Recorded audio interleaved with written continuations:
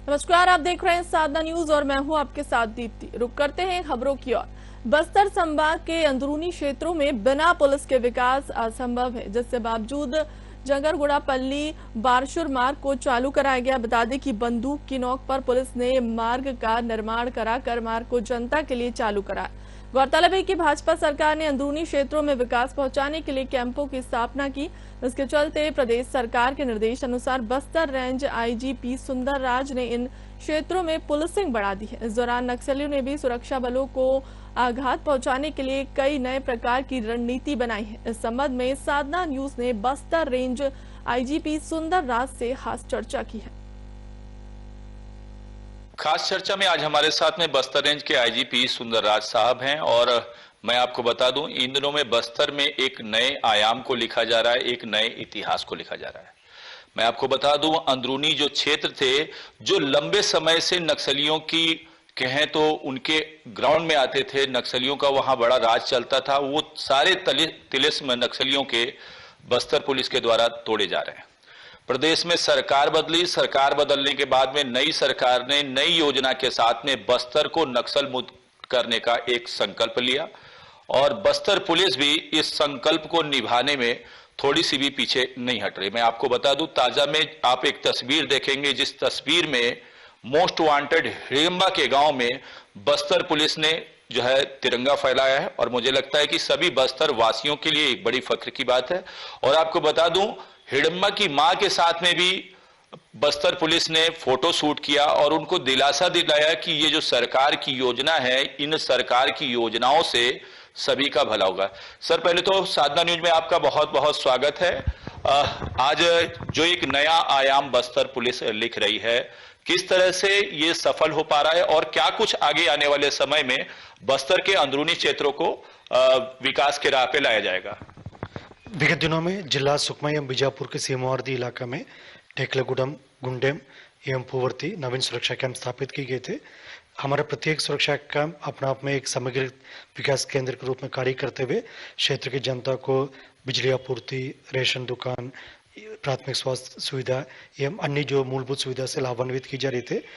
पुवर्ती गांव की खासियत ये रह गई क्योंकि उस जिला सुकमा एवं बीजापुर के सीमावर्ती क्षेत्र होने के साथ साथ एक दूरस्थ वनांचल क्षेत्र भी होने के साथ साथ जो वर्तमान में जो सेंट्रल कमेटी मेंबर सीपीएम महोदय संगठन का जो हिडिंबा एवं वर्तमान में जो बैटल नंबर 1 का जो कमांडर पारसे देवा, इन दोनों का वो गृह ग्राम भी है। कैंप स्थापना के पश्चात अभी विगत दिनों में जो क्षेत्र की जनता से लगातार पुलिस एवं सुरक्षा बल द्वारा संपर्क की जा रही है और उन्हें जो शासन के विभिन्न प्रकार के जो कल्याणकारी गतिविधि एवं विकासकारी गतिविधि को बारे में जानकारी भी दी जा रही थी। और खासतौर पर आज दिनांक को हमने गांव पुवर्ती में एक मेडिकल कैंप भी आयोजित किए गए थे। उक्त मेडिकल कैंप में जो नक्सल कमांडर हिडिंबा बारसदेवा की परिजन एवं क्षेत्र का अन्य ग्रामीण भी उसका मेडिकल कैंप का लाभ प्राप्त कर रहे हैं। वर्तमान में शासन का जो एक कार्य योजना है, नियत नलेनार कार्य योजना है, उस कार्य योजना के तहत जिस कैंप स्थापित की जा रही है उसके हितग्रस्त का जो गांव को भी हम विकसित करने के लिए सभी डेवलपमेंट डिपार्टमेंट को एक जिम्मेदारी दी गई थे। एक योजनाबद्ध तरीके से आगामी दिनों में उन इलाका में जैसा सभी जो सर्विस को भी हमको देना है, साथ साथ हमको इलाका में जो मूलभूत सुविधा भी से क्षेत्र की जनता को लाभान्वित करना है, उसी दिशा में आगे हम काम कर रहे हैं। अभी आपने कहा है सर कि मोस्ट वांटेड हिडिंबा की माता ने भी स्वास्थ्य लाभ जो है लिया है कैंप में जाके, और आप लोगों के द्वारा एक मेडिकल कैंप वहां पे लगाया जा रहा है।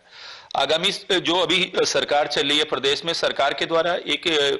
विशेष योजना बनाई गई है। उस योजना में ये बताया गया है कि जहां भी नवीन कैंप स्थापित होंगे वहां पर 25 प्रकार की मूलभूत सुविधाओं का जो है दिया जाएगा। नो डाउट सरकार चाहती है कि नक्सल के जो क्षेत्र हैं उन क्षेत्रों में विकास किया जाए। बस्तर की अगर बात करें तो बस्तर पुलिस के संभव नहीं है। वर्तमान में शासन की एक कार्य योजना है, नियत नलेनार कार्य योजना। इसका स्थानीय बोली में अर्थ यह है कि हमारा आदर्श उत्कृष्ट गांव है। उसी योजना के तहत मतलब सभी प्रकार के जो सुविधा है, ये मूलभूत सुविधा है, साथ साथ जैसा किसान क्रेडिट कार्ड से लेकर आधार कार्ड से लेकर रेशन कार्ड, इस प्रकार के जो शासन के जो डॉक्यूमेंट्स है या जो गारंटी के तहत हमको जो सेवा देना चाहिए, उन सबको एक समय सीमा के तहत देने के लिए जो शासन के एक योजनाबद्ध तरीके से ये योजना क्रियान्वयन होगा। पूर्व में जो स्थानीय प्रयासों से हमने अपना कैंपों को एक समग्र विकास केंद्र के रूप में कार्य करने के लिए हम एक स्वरूप दिया है, लेकिन अभी वर्तमान में इसका एक शासन का भी एक योजना के तहत आगे थी, इसलिए आगामी दिनों में इसका पूरा फायदा क्षेत्र की जनता को प्राप्त होगा। एक सकारात्मक परिस्थिति हमको मैदान में देखने के लिए मिलेगा और जिस तरीके से जो विगत दिनों में हमने एक एक कदम आगे बढ़ते जा रहा है, निश्चित रूप से हमको पूरा उम्मीद है आने वाला बहुत जल्दी जो माओवादियों का जो गढ़ माना जाने इलाका में भी सुरक्षा बल द्वारा अपना मजबूत उपस्थिति के माध्यम से जो अन्य जो विभाग है उन्हें भी एक कार्य करने के लिए एक ग्राउंड तैयार करके दिया जाएगा, ताकि क्षेत्र की जनता भी माओवादी हिंसा से त्रस्त हो गई है। उन लोग चाहते हैं मतलब इलाके में शांति व्यवस्था बने रहे और उनकी इच्छा अनुसार विकास कार्य भी आगे बढ़े। उस सब विषय को ध्यान में रखकर जो अभी हमने एक कदम उठाए थे और निश्चित रूप से इससे आने वाला दिन में हमको एक सकारात्मक परिस्थिति इलाका में देखने के लिए मिलेगा। हमेशा पहले सिलगेर के समय में भी देखा गया था और बहुत सारी ऐसी जगहों पे एक जो वहां के लोगों का था वो विरोध देखने को मिलता था, लेकिन अभी जो कैंप जो है स्थापित किए हैं, काफी सारे कैंप स्थापित किए गए हैं,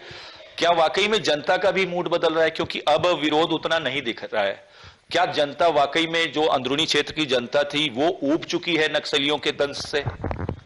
क्योंकि विगत लगभग 30-40 वर्षों से सीपीएम माओवादी संगठन द्वारा क्षेत्र की जनता को जल जमीन जंगल के मुद्दे पर दिग्भ्रमित की जाती है, उन्हें गुमराह की जाती है और क्षेत्र के युवा युवतियों को जबरन अपना संगठन में भर्ती करके अनेक प्रकार का प्रावधान क्षेत्र की जनता को भी दी जाती है। इन सब बात को देखकर क्षेत्र की जनता द्वारा माओवादियों का जो एक विकास विरोधी एक जन विरोधी चेहरा को देख लिया, जान लिया, समझ लिया। इसलिए आने वाले समय में माओवादियों के बात में आने का चांस कम लग रहा है या ना के बराबर लग रहा है। और सिलगेर जैसे इलाका में तब हमने कैंप स्थापित किए तो उस समय भी क्षेत्र के जनता को माओवादी द्वारा गुमराह कर सुरक्षा बल के विरुद्ध में एक माहौल निर्मित करने के लिए कोशिश की गई, लेकिन उधर भी जनता द्वारा परिस्थिति के अनुरूप जो अपना सहयोग दिया है उसी कारण से हम एक एक कदम आगे बढ़कर आज बासावड़ा जगरूंडा तक पूरा रोड कनेक्टिविटी के काम को हम आगे ले जाने में हमको काफ़ी बढ़त प्राप्त हुआ है। और भी अन्य कैंप जहाँ पर जो माओवादी की जो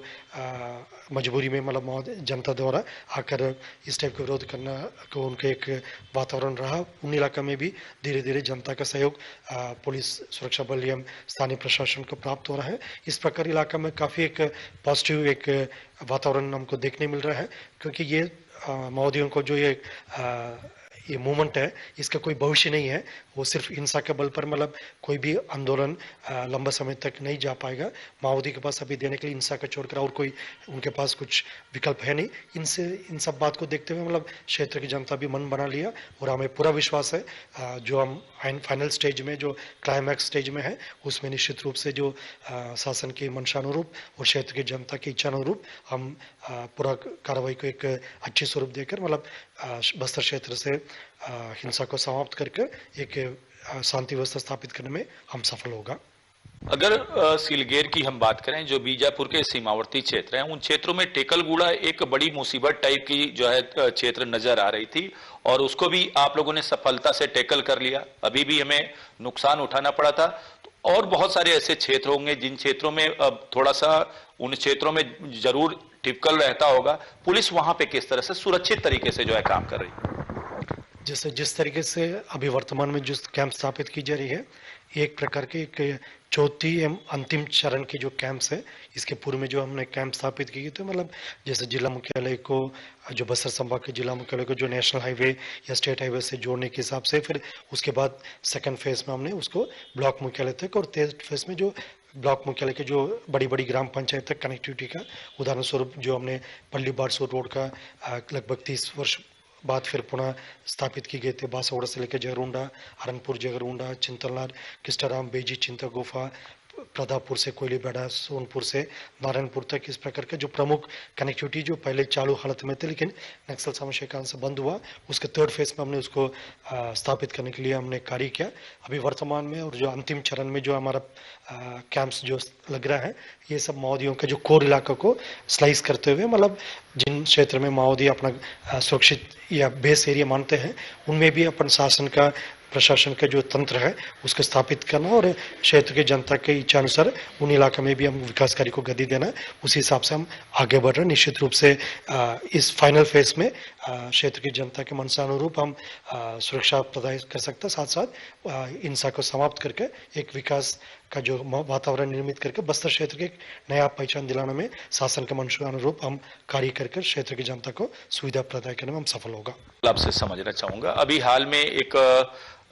जो बस्तर पुलिस थी उसने बहुत एक विचित्र चीज को नक्सलियों का बरामद किया था। कुछ स्पाइक होल के गड्ढे थे,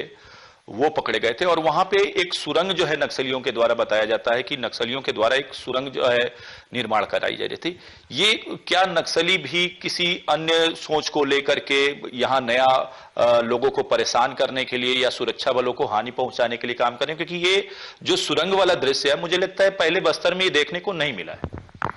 जो प्रतिबंधित एवं गैर कानूनी सीपीओ मोदी संगठन का हमेशा हिंसा के बल पर ही मतलब उनका कार्रवाई रहा है, उनका गतिविधि रहा है, क्योंकि वो सुरक्षा बल को ऊपर हमला करने के लिए, सुरक्षा बल को क्षति पहुंचाने के उद्देश्य से जहां जहां पर स्पाइक्स आईडी ये सब लाया जाता है उसमें कई बार सुरक्षा बल को नुकसान भी हुआ। इसके अलावा जो क्षेत्र के ग्रामीण जैसे महिला जंगल में जाते हैं महुआ बीनने के लिए वो भी आईडी के चपेट में आ जाते हैं, मवेशी आईडी के चपेट में आ जाते हैं, नाबालिग बच्चे भी मतलब आईडी से नुकसान उठाना पड़ा। इस प्रकार के माओवादी गतिविधि में ना सिर्फ सुरक्षा बल का नुकसान हुआ, क्षेत्र की जनता का भी और मवेशी का भी काफ़ी बड़ी नुकसान हुआ अभी तक। और अभी हाल फिलहाल में जो अबुजुमाड़ के इलाका में भी काफ़ी हम एक अभियान संचालित की गई, तो उसमें माओवादियों का अनेक डेरे को ध्वस्त की गए थे और इंद्रावती नदी के उस पर भी एक अभियान के दौरान माओवादियों का सुरंग भी हमने उसको डायरेक्ट किए थे। ये सब उनका माओवादियों का अंतिम जो फेस में मतलब उनके अपने आप को बचाने के लिए की जा रही प्रयास के रूप में हम देख रहे थे, लेकिन उनके लिए आगे जो भविष्य में कोई विकल्प है नहीं। उनका हथियार छोड़कर मतलब हिंसा त्याग करके शासन के समक्ष सरेंडर करने के अलावा उनके पास कोई विकल्प नहीं, क्योंकि इतना वर्षों से मतलब प्रताड़ना और दुख के अलावा जनता को माओवादी ने कुछ नहीं दे पाया और आने वाले समय में भी इस प्रकार का कोई सकारात्मक कार्य करने को उनके पास कोई विकल्प है नहीं। इसलिए एक ही उनके पास चॉइस है, हिंसा छोड़ दे और शासन प्रशासन के समक्ष आत्मसमर्पण करे और क्षेत्र में हो रहा है जो विकास कार्य को भी एक गति देने के लिए उनका भी एक भागीदारी हो सकता है। पूर्व में भी जो भी नक्सल कैडर सरेंडर हुआ उनका शासन के जो पुनर्वास निधि के तहत आर्थिक सहायता से लेकर सभी प्रकार का सुविधा भी हमने उपलब्ध कराए थे और आने वाले समय में भी ये लागू रहेगा। और क्षेत्र की जनता भी यही चाहते हैं मतलब इलाका में हिंसा बंद हो और शांति व्यवस्था बने रहे और विकास कार्य का फायदा उनके आने वाले पीढ़ी तक मिले, उसी दिशा में हम काम करेगा। तो देखिए किस तरह से आईजीपी सुंदर राज साहब ने ये बताया और एक अपील भी उन्होंने नक्सलियों से की कि आप जो हिंसा है उस हिंसा को छोड़ करके आप मुख्य धारा है उसमें लौट रहे हैं। और उन्होंने इस मार्फत बताया भी कि जो सरकार की योजनाएं हैं, नक्सल उन्मूलन के लिए जो योजनाएं चल रही हैं उन योजनाओं का लाभ उठाएं और क्षेत्र में जो विकास हो रहा है देश के विकास में अपनी भागीदारी दें। साधना न्यूज के लिए मैं अर्जुन पांडे, जगदलपुर।